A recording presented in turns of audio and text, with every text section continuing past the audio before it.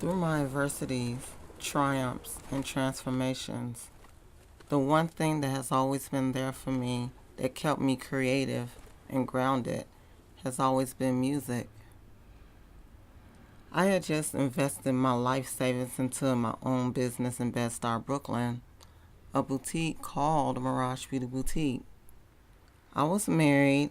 I'm a mom of one. I lived in a brownstone. Life was stable until that one day.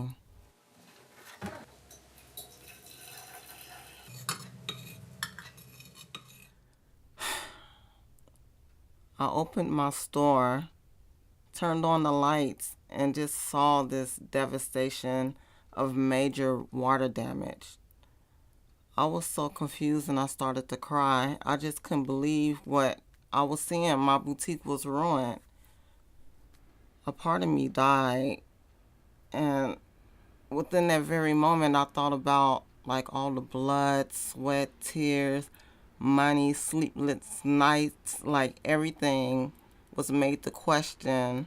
In that very moment, I questioned it all. Was it worth it?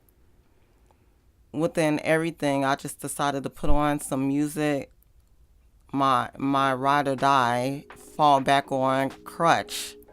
When nothing else was there, I had my music and I put that on and just got to work on this new space. And I just dug into my creativity and my passion and my gift that I have for interior decorating and put my heart into transforming this space, which is a reminder. And for me in life, it's definitely like a transformation. I just realized my world just fell apart. And it's really because of other people's circumstances, not because of my own. My business was only open for 17 days. 17 days. But I'm still going.